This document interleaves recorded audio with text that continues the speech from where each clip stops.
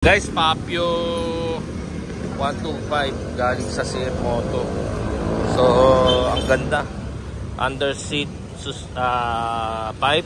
Yung ilaw, ang ganda. Akala mo NR 750 125cc. Electric start. Front and rear disc brake. Walang brand. Bar and side mirror. Yung gauge niya, meron ng gear, speed, gasolina, time. So, kakadeliver lang to. Passing light, busina, high, low, signal light.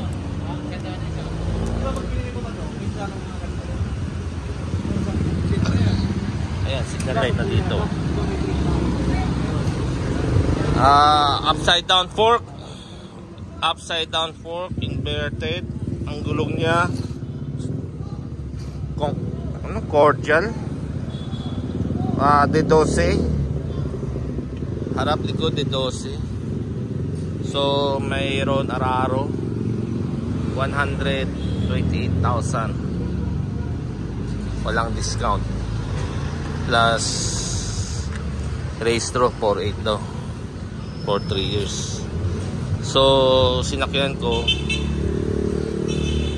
mas matulit ito yung monkey kaysa dito. Thailand, Japan, to China.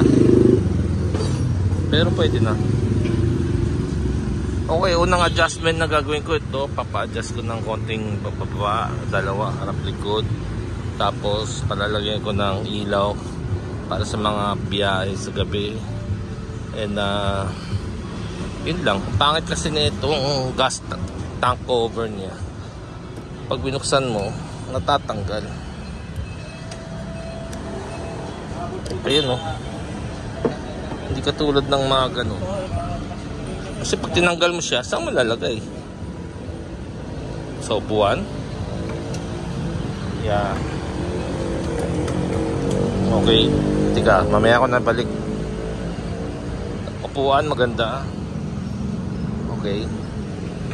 Ayun lang. Subukan lang natin kung masarap laruan. Okay.